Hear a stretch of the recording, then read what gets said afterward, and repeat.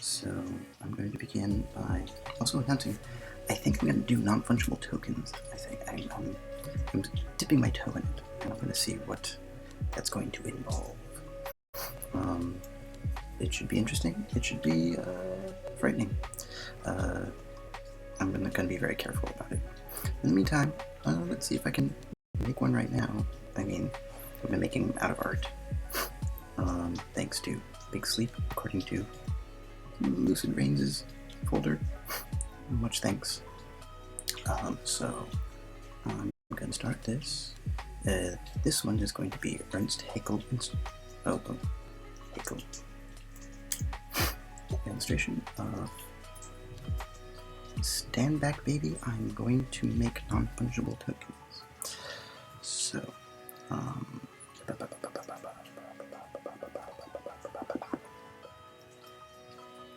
start my own.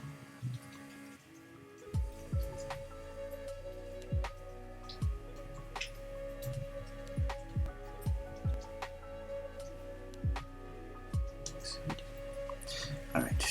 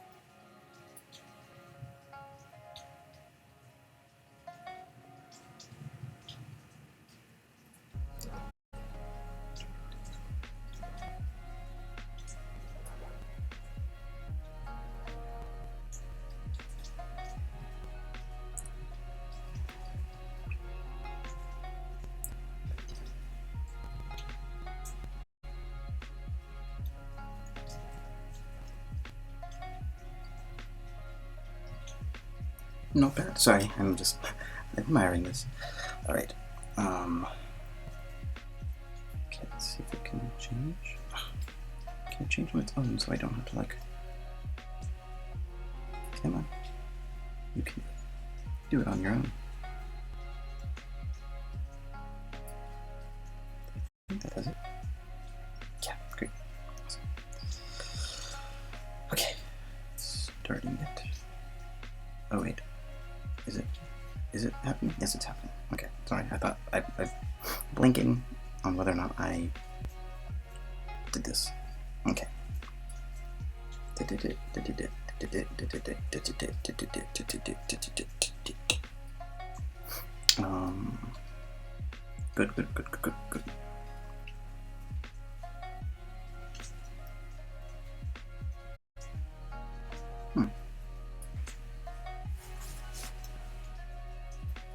I don't know if that's going to change, but you know.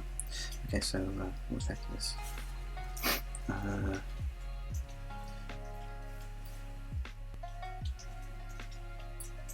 No, it doesn't usually start in the beginning.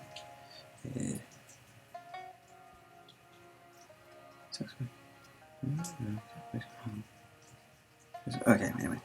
So,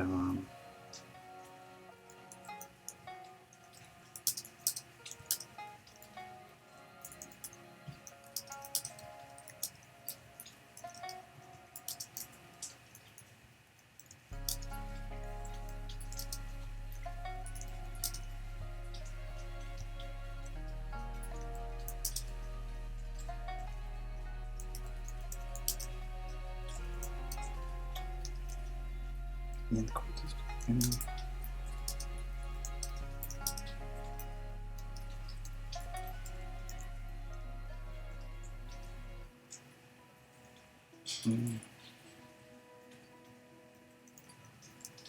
As per community standards,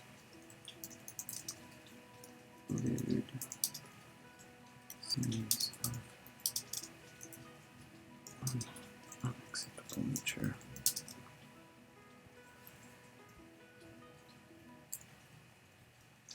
are submitted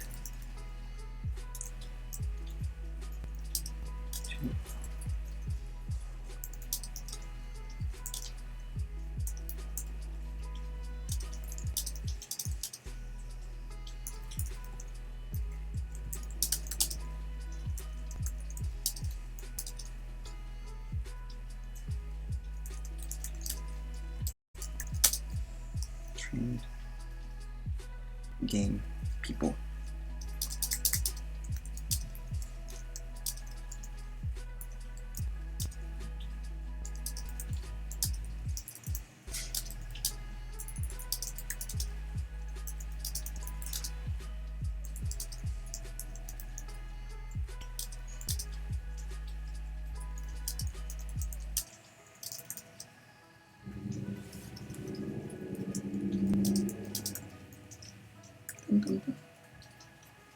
Beginning of new episode of AI Dungeon, Lewdy. Have you written a funny story that could ease the most horrific torture?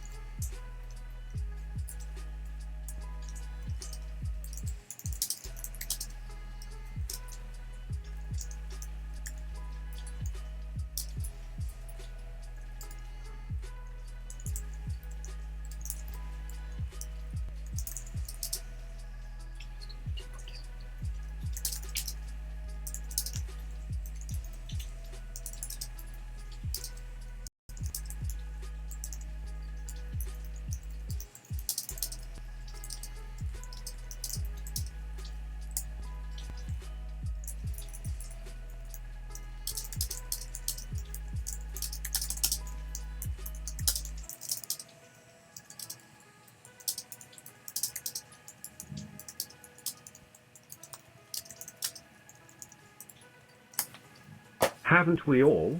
Picture this, Dresden, 1940 something or other. Me and Kurt Vonnegut were procrastinating the day away. Wait a minute, let me pick this gnome out of my beard. In mid-sentence. Ha. Anyway, so, those guys, right? They're these two guys, and they have these two monks, right?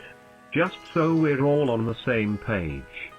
In the opener, you see a dark stone corridor with 3 crossed bones hanging over a black wood door at the end of it.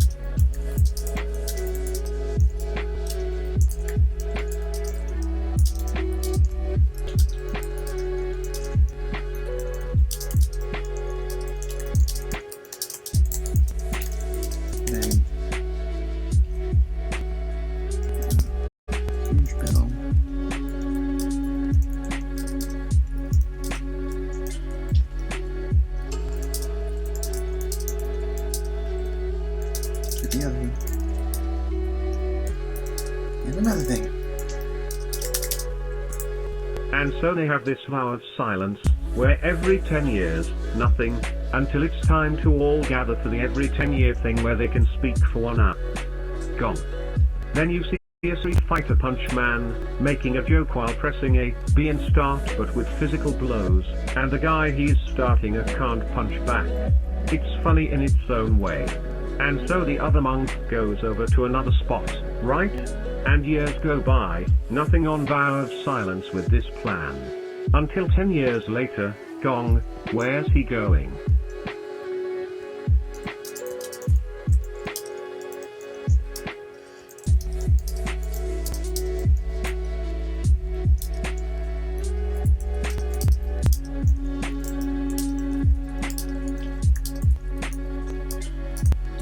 Can the audience guess where the monk is going? This is for tonight's raffle prize, folks.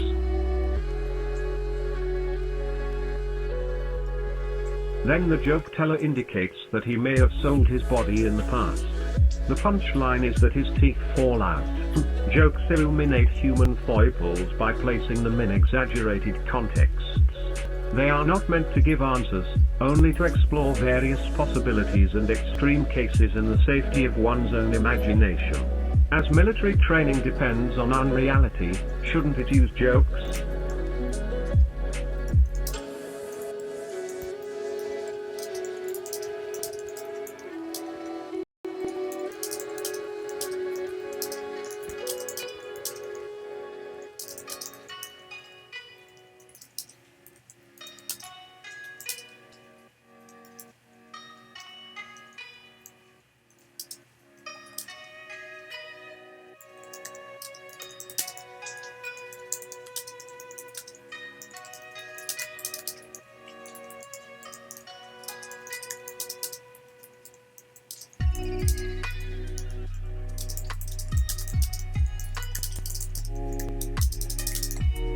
You're goddamn right it should, like this one time when I was in the rice paddies of Tuscaloosa, undergoing scorched earth training as a private.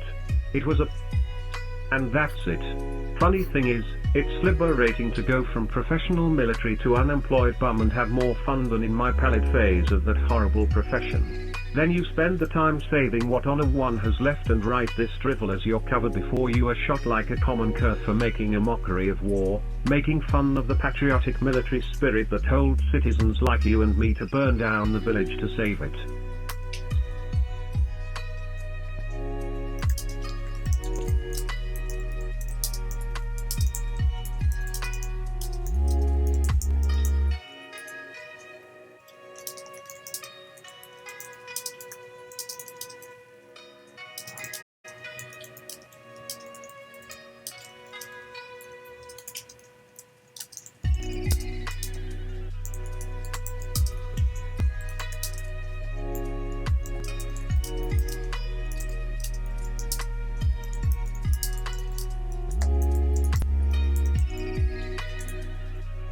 The American public told this to you directly? What happened to the chain of command? In my day, orders of genocide came down from on high. Every soldier knows officers are good only for polishing boots. Who gave you this order? Have them all shot. Are platoon leaders, company commanders and division commanders better than privates? To his credit, the major demurred. He said he would rather die than reveal his sources. They say that before they strapped him in, he silently mouthed, "Thank you."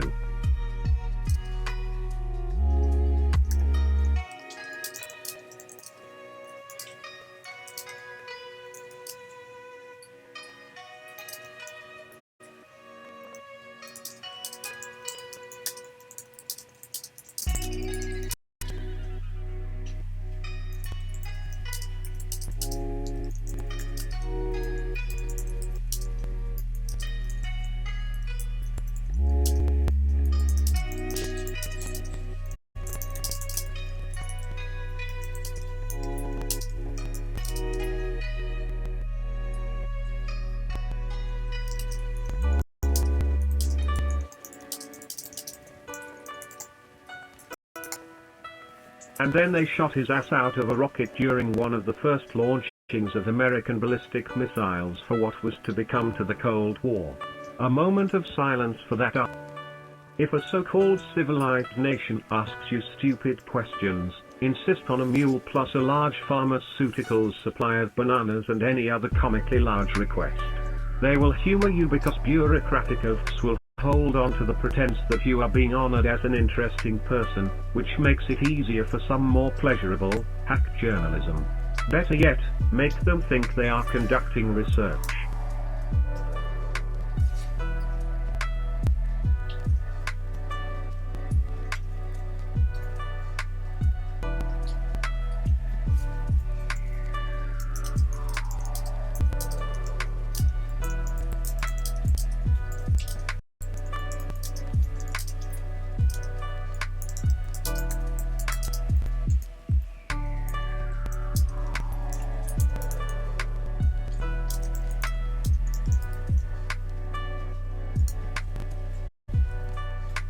But you, the main character of this scenario, are an adherent to gonzo journalism, which states, get your name out there. Let the public know who you are and what you stand for. So, tell any and everything, do it yourself, drag down the assholes in your wake. expose hypocrisies, never tire, never explain and MMM.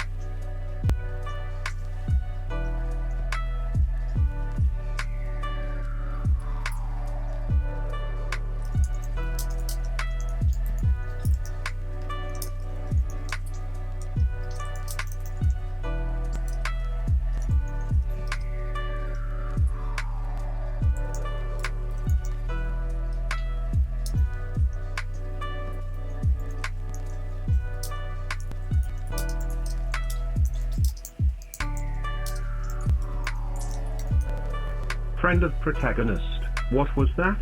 You, eyebrows telling you to look behind yourself. You turn your gaze, seeing a swaying silhouette in the next tile over's reach and groping failed during his dry humping session. Wait, is that Hester Canning? Her clothes are camouflage. They're flax. At night? What the?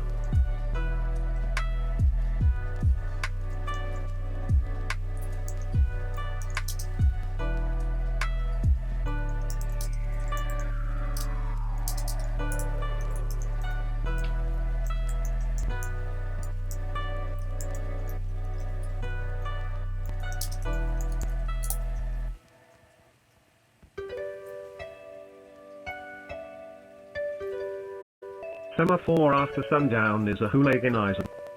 Cockfighting, pair-eye mutual betting and voluntary communication after dark are all banned in North Korea. I'm outlawing the stupid, one book at a time.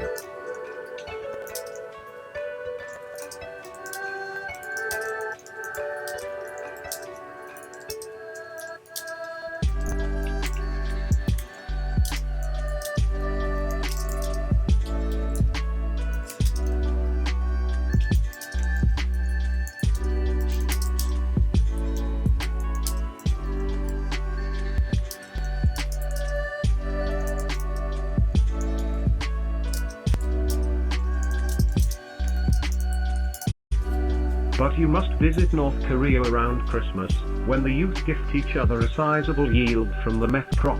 By crop I mean tub. Tub as in backwoods underground bunker tow, not a subway to the power of W-tube.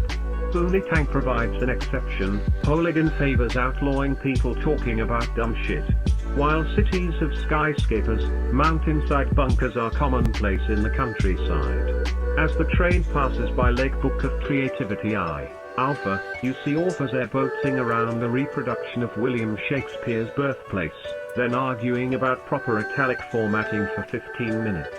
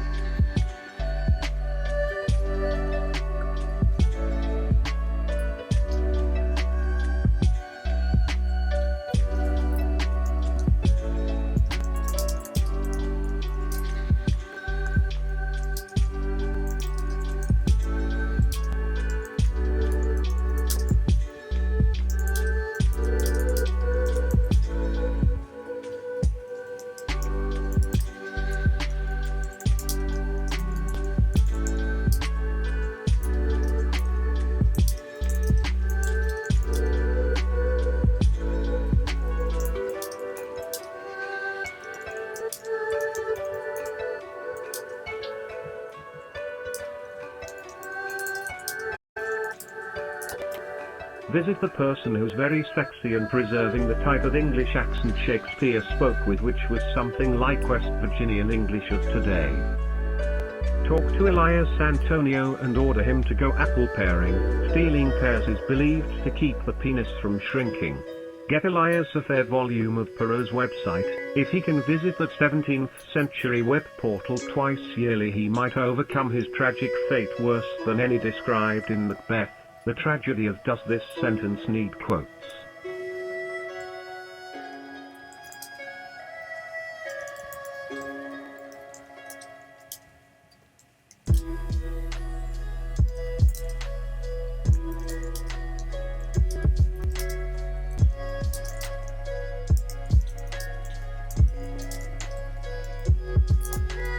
The tragicomedy of how many layers are needed to diffuse this racism.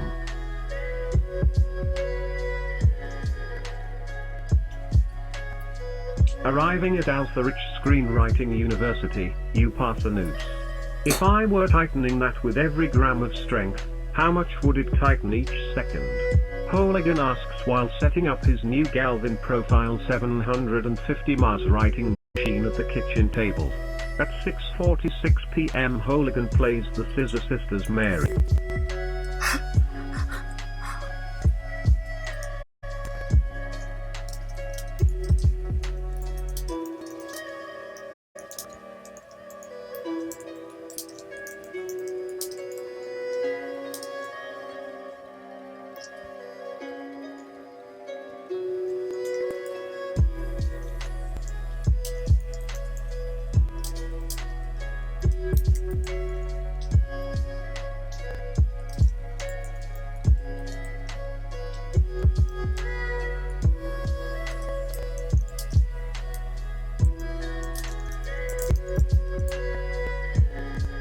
Do you know who the true Scissor Sisters are?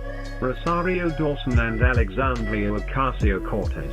Power Scissor Sisters.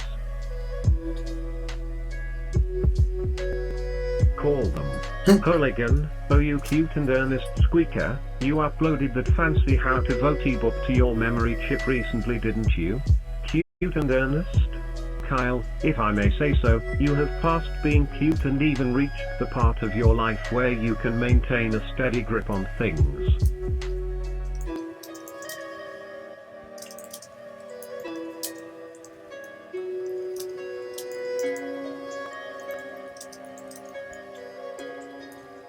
Tell that to the lube penises of yesteryear, you say.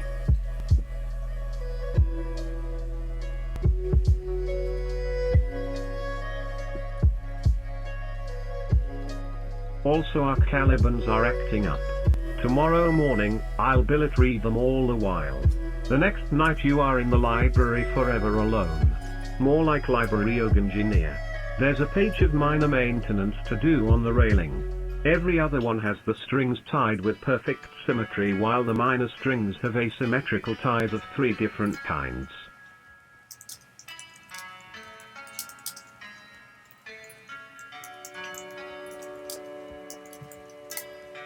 The 3 kinds of asymmetrical tying.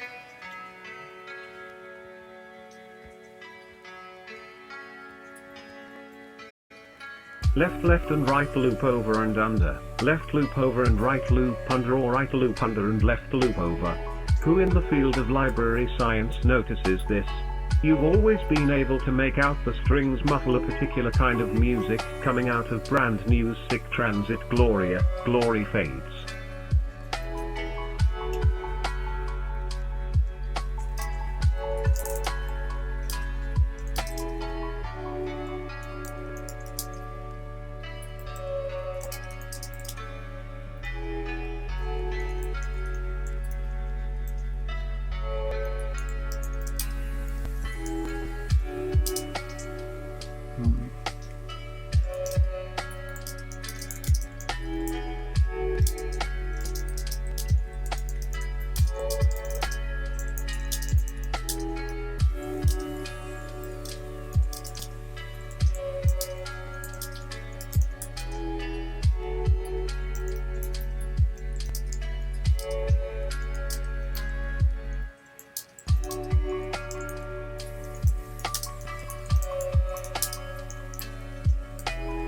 You after all are an expert player of the baritone glory hole. But back to the tying. It is a language, and with those 3. Come to think of it, he was that one dickhead professor who complained that Telegraph Avenue didn't deserve an A. You compose your masterpiece in your shoulder-slanted notebooks. No, they aren't physics notes. He victim because you never took down the pen or the pencil. They are the sloganeering kind that millennials enjoy, not necessarily in order to reason with the brain. You the millennial myself should know, right?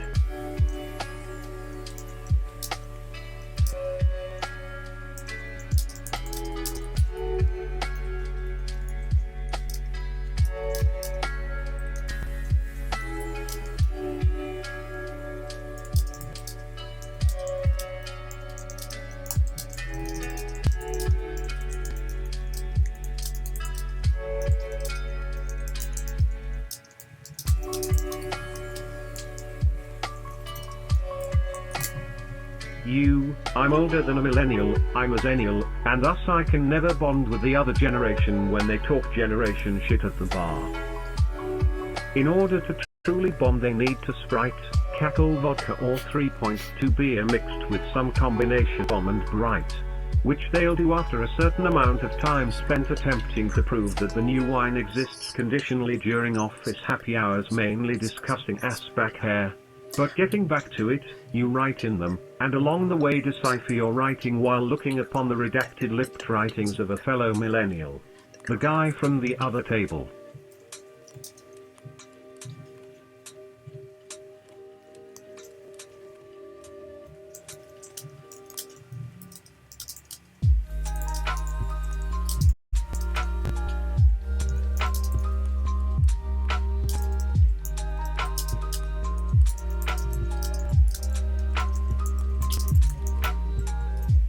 You toodle-hoo the guy at the other table. Your white hand kerchief a flutter on your greeting hand slash.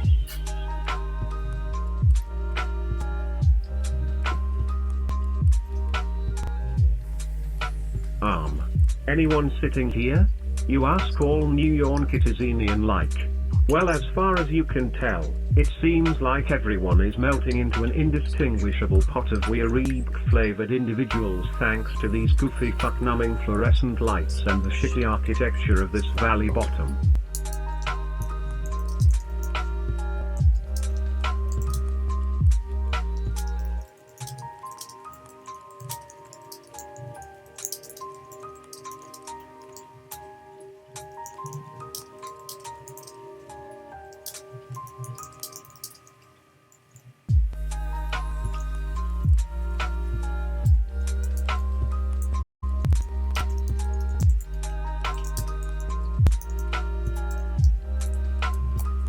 Valley bottom, hey, I thought we bottoms were supposed to stick together.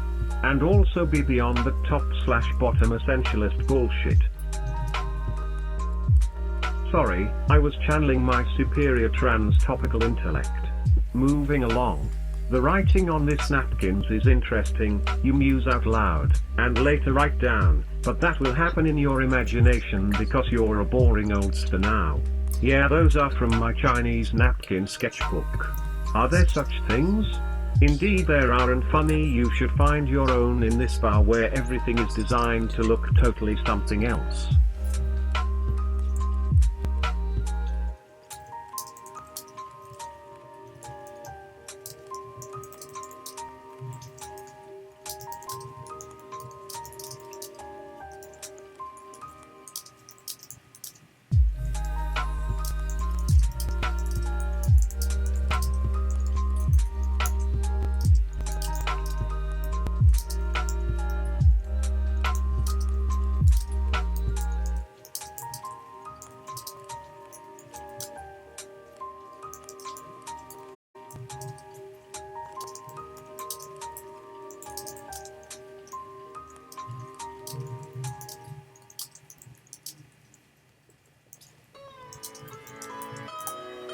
Like these napkins?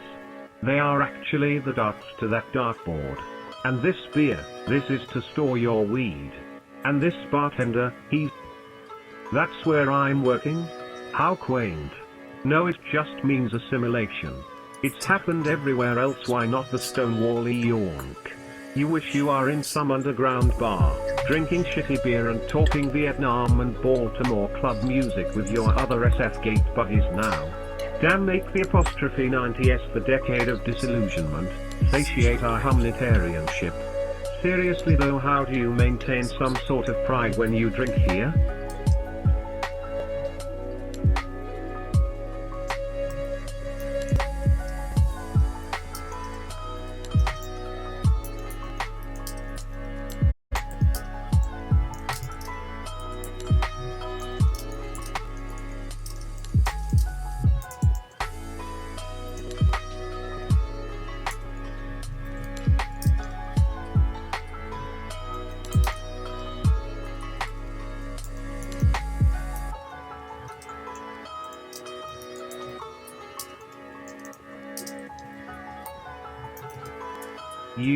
I don't come here to maintain my pride. Do we, girls? Faggotry in unison, hell no. Hey, I said pride. My bar doesn't have any of those letters in it, so suck my dick. Okay, not worth it. You wonder what her story is anyway. Your new bar bitch.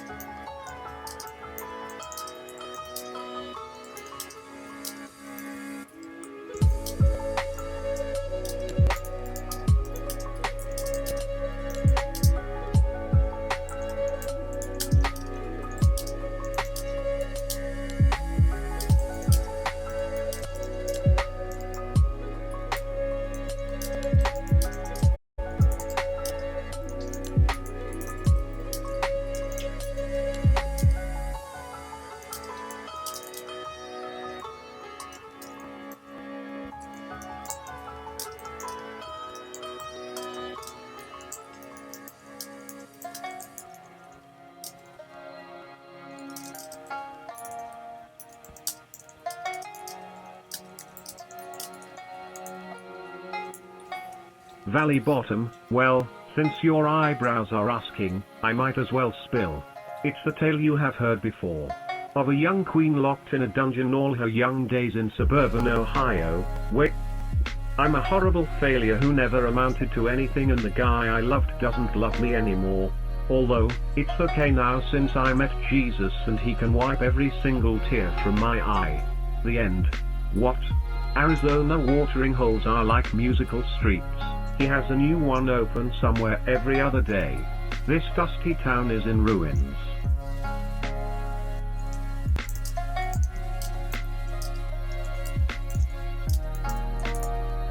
The wheel shall explode, amen.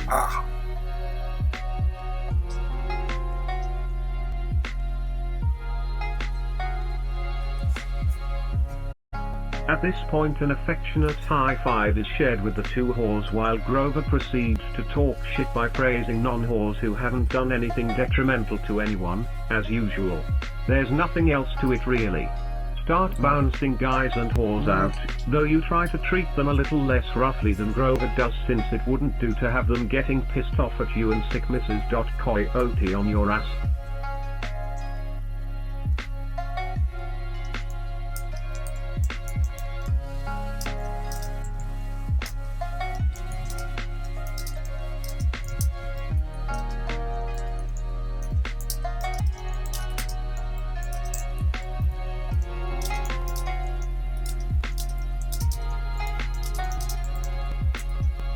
Mrs. Coyote, I hear you have been not too pleasant to some of my colleagues.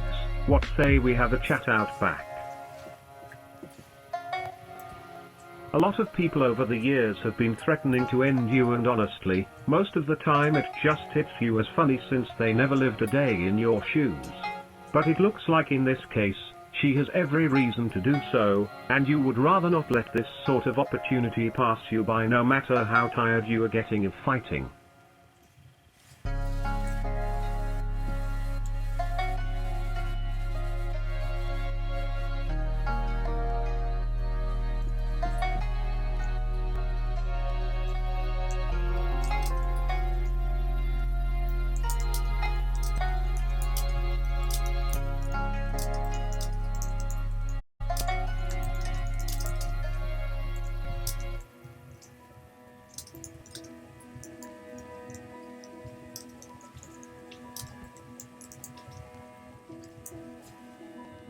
You tear your shirt and expose your chest, ready for the blade.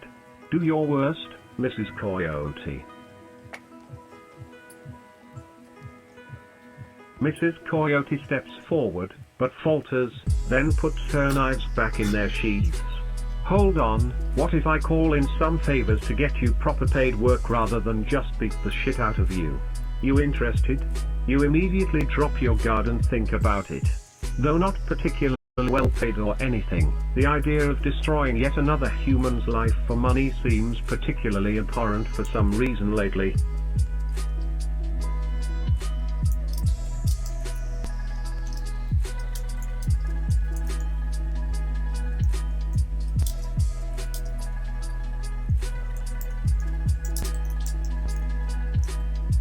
I'll do it, you say excitedly. Cue job hunting montage. Or rather, 2 months of waiting around doing nothing but fucking for number one, who you've ironically gotten close to, drinking, eating cheap food and putting up with Grover's irritating nonsense while you attempt to land a job that pays more than subsistence level.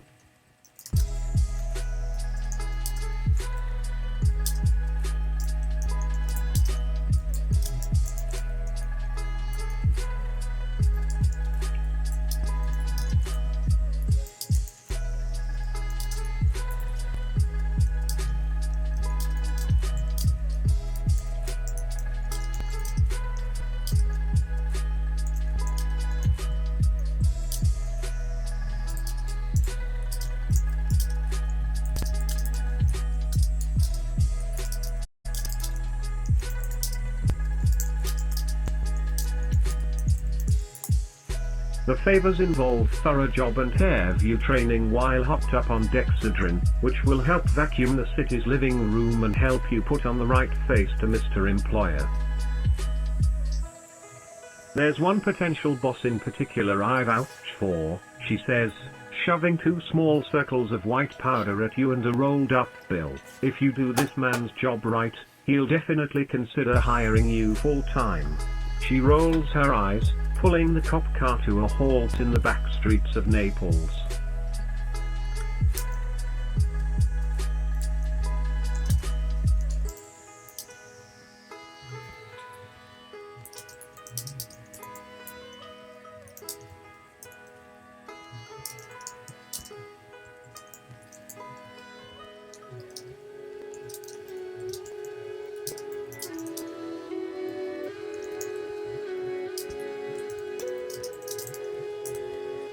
We've certainly come a long way, Mrs. Coyote, you say, trying not to mansplain oxygen to her.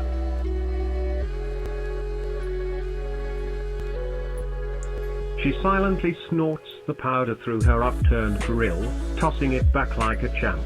Boy, once we get to Philadelphia, the rest of the trip is fairly quiet as she concentrates on her driving, pulling into the scrapyard and parking in the space reserved for her oversized truck. When she opens her car door to get out, you notice there's a bullet hole in her seat facing backwards that you hadn't seen before.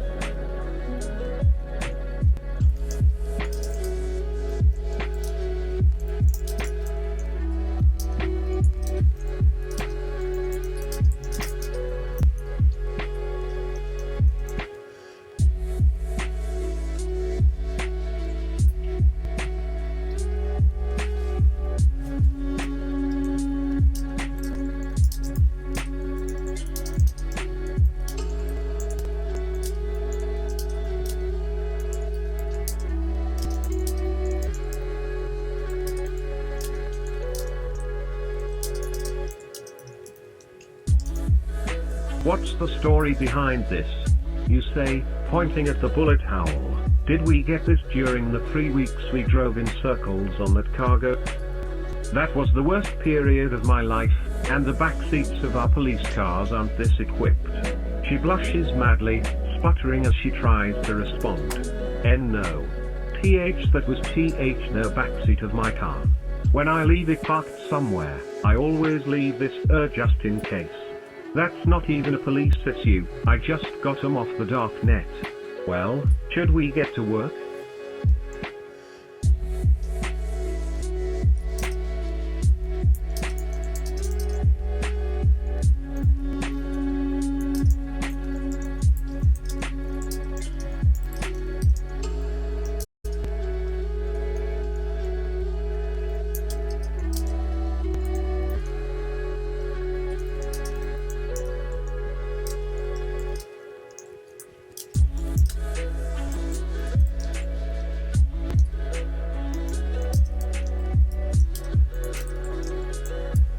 You'll have to go with her to the Darknet Emporium in Poughkeepsie sometime.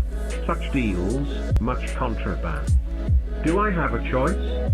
She says, already pressing down the pedal.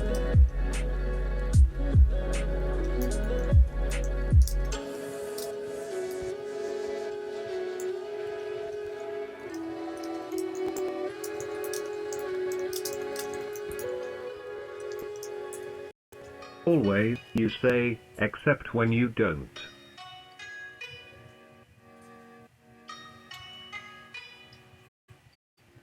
She pulls out of the parking lot and heads towards the interstate at high speeds. I know you're a fast worker, she says as you travel through increasingly grey environs. That's how you ended up in trouble with the FBI, but we pull fast ones all the time. Flipping on the sirens, she does an illegal U-turn and flies down an on-ramp to 87 South. The trick is to not get caught.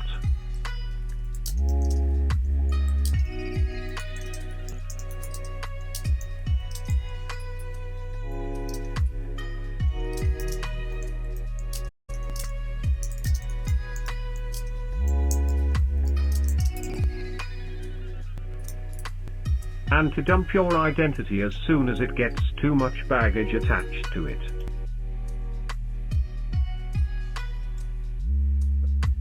She nods at you as she accelerates, swerving in and out of increasingly slower traffic.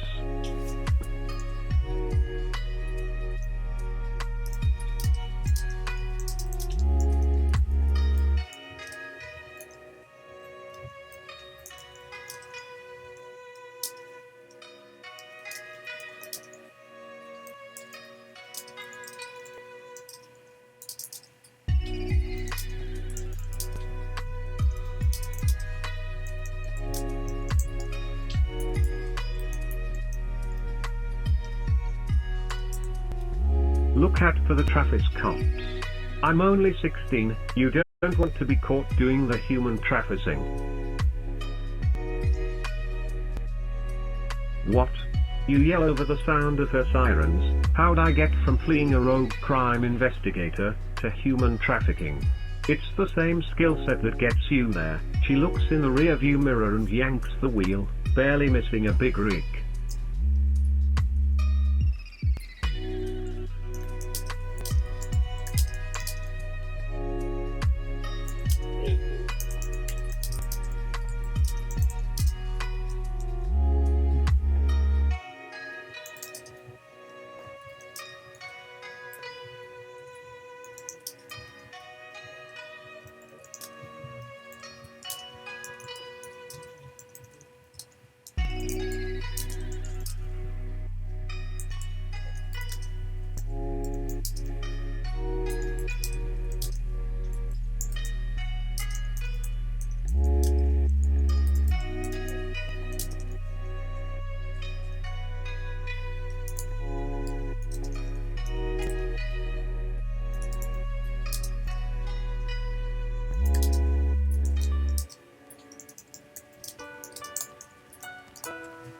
Law and crime are huge overlaps of each other. That FBI Hoover guy, cross-dressy perv. That sandwich monger and weight loss specialist.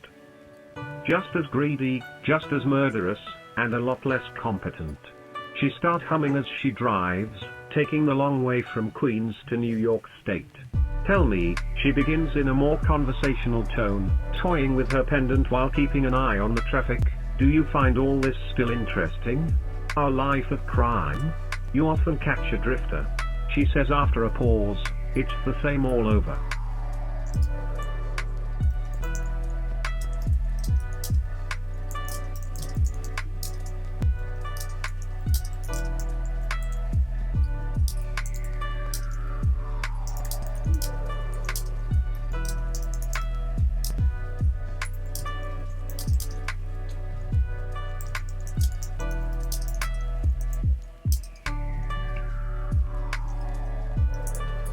Every town is just the same.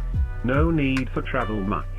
The same 5 sob stories, only a heartstrings to tug. As for our life of crime, she grins, pulling into a McD's drive-through. She swipes her shiny badge at the drive-up window, and receives a metric ton of McNews, which she balances masterfully as she drives away. We always get the coverage, she laughs. Pulling into a secluded spot, she begins to open her big meal plus while continuing her thought.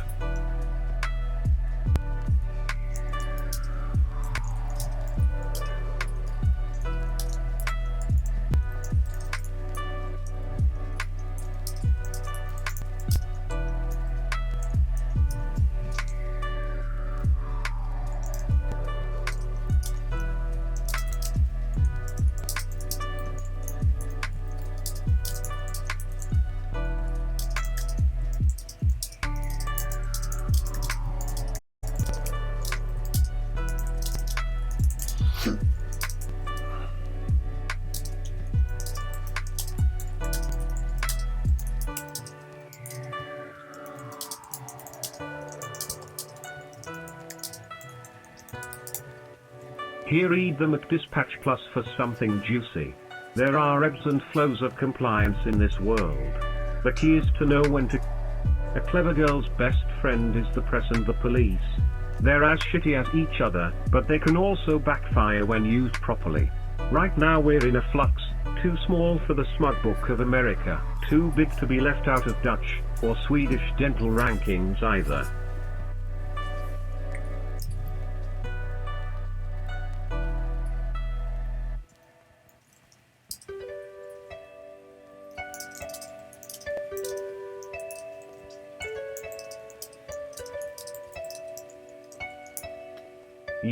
But I know my body cavity is up for any task.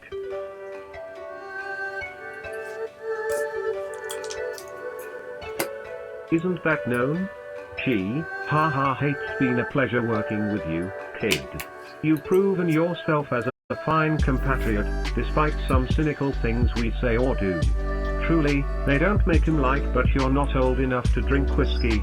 She pauses, then says, Blinky Heine, wave your hands in the air if you believe in Jesus.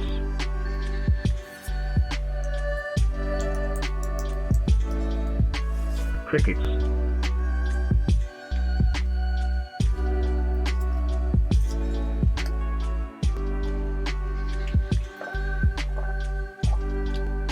Get any hidden waterfowl, and give the bum his clothes back.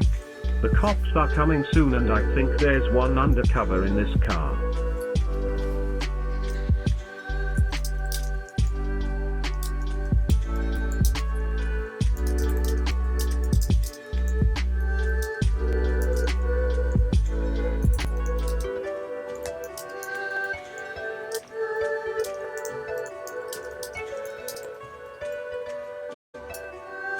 You and Mrs. Coyote apply the law of the knife onto every seat cushion in search of said cop.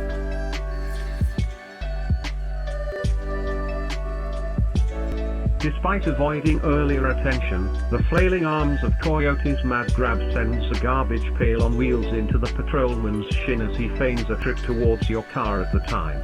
He gets back up abruptly and walks inside the diner, where he proceeds to completely ignore you and retreats to the restroom.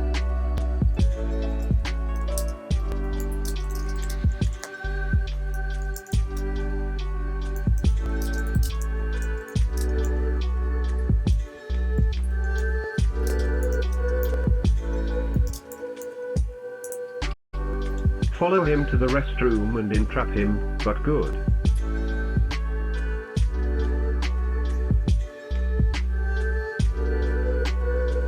Coyote, it turns out, is both skilled in suggesting a chase and an incompetent martyr.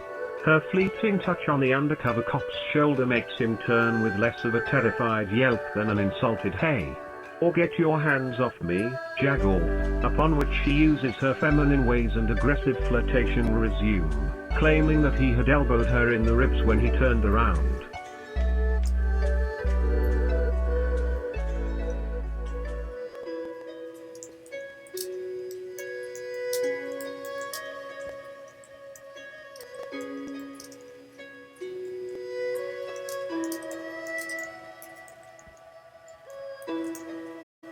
Mrs. Coyote shots rape. Rape. For good measure.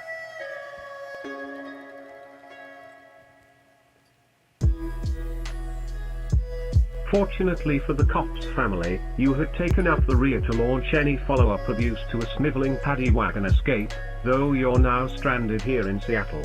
Charles J. Saddlebags enters the diner as an exit for Deputy McIntyre, using large hand gestures and calling all the females in the place for losers after one busted prostitution ring turns into saving all these fallen women that don't need saving in the first place.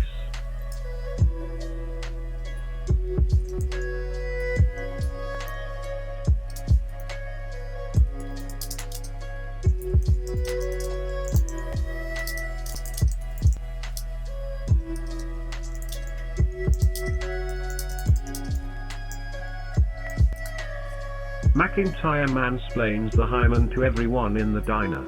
The diner lost their appetite. Check, please. We're all going to hell if you don't pay for these girls to get off the streets. He yells after the befuddled sheriff. None can withstand the pure fury of Charles J. Saddlebags. The preacher proclaims while somehow tapping his feet in his steel-tipped boots to the diner's muzak.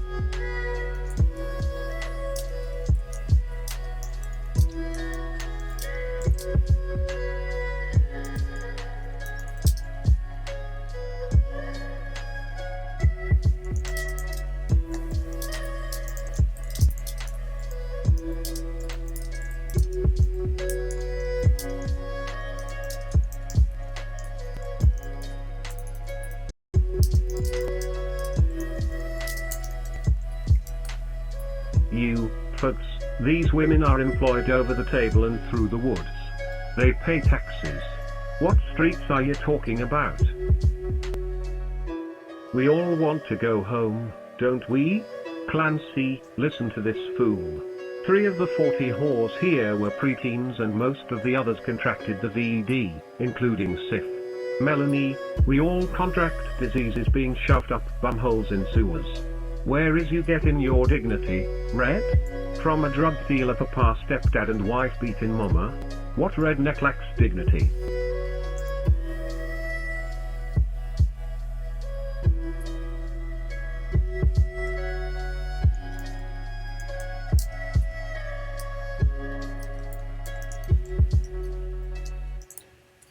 Redneck 1 answers.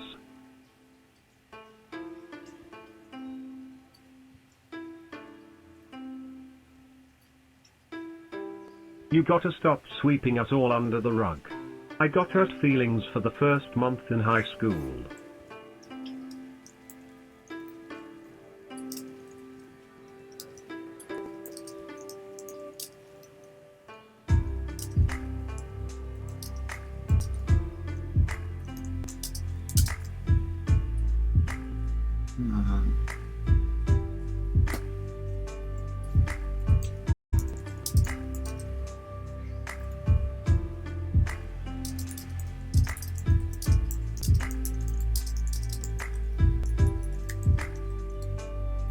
Redneck 2, my cousin Viola broke my heart and fissured my bum. I had to take hot showers for a week.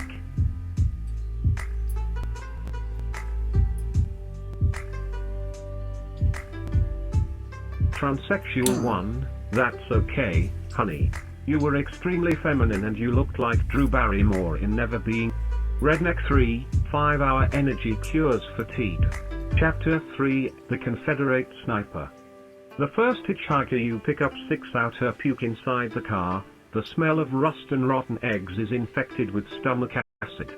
Blotting it up, you discover run-chewed bits of sausage mixed in among eternal orange juice. Getting out your water bottle, you rinse the bucket of slime. Oh! You'll think I'm some hillbilly.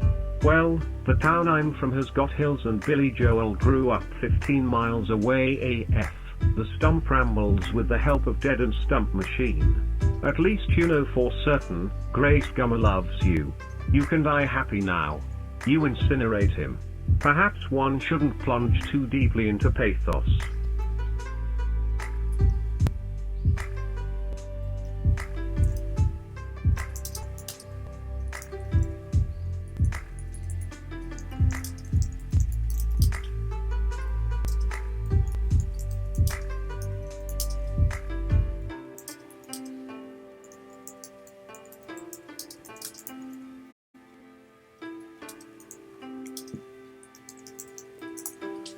but not before performing an important bit of vomitomancy for this day's portent.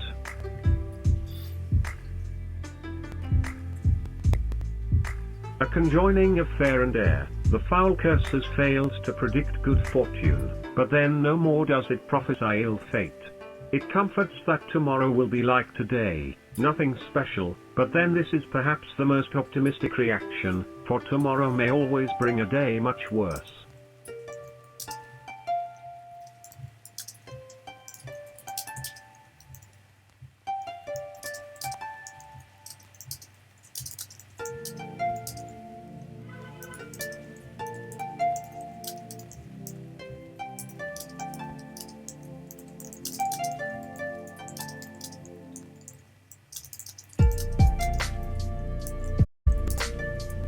You pluck a tiny crumble of sausage and press it in the pages of your divination diary, to remember the reading, and clean the rest up.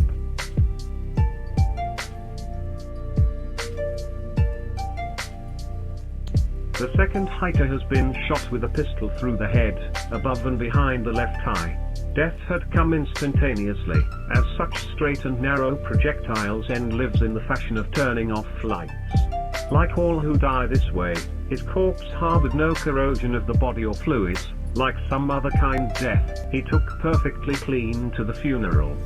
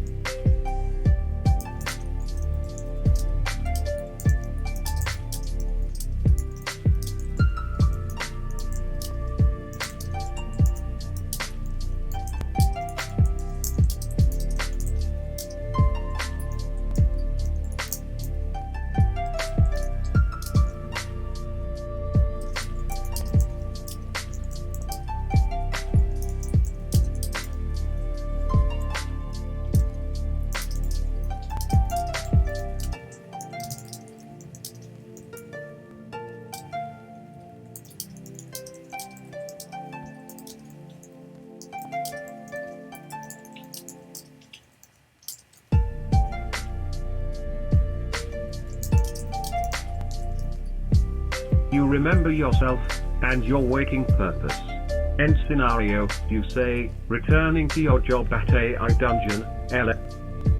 At least those dishes are done, you think. You bundle the remaining oatmeal cream pies into a cold cardboard box. The frost has already bloomed on it, but they can ride in the investigation van for the walk back to headquarters. You gather up your case file, say one last prayer for the hiker buried by his buddies soon after discovery, and drop the dog leash over Feather of Norimote's head. Feather of Norimote.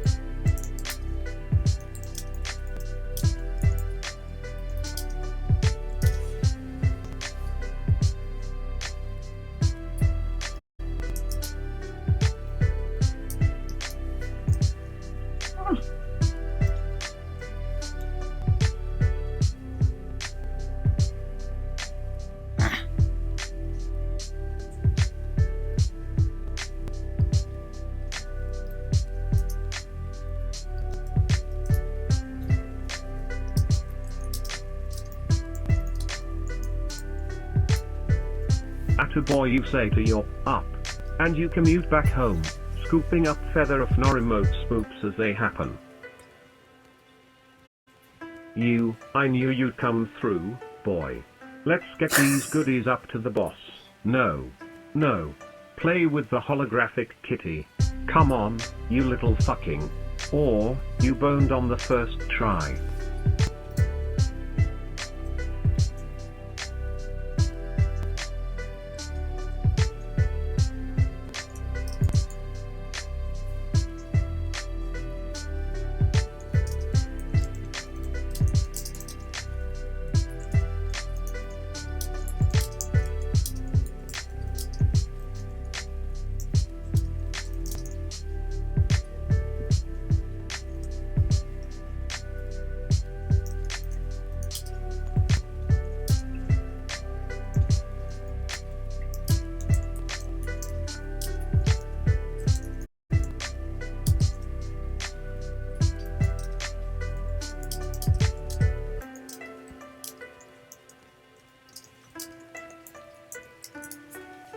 A commercial on the television.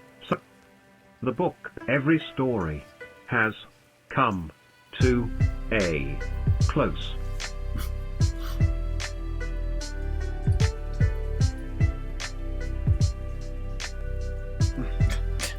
I'll refrain from doing a needless celebrity pun.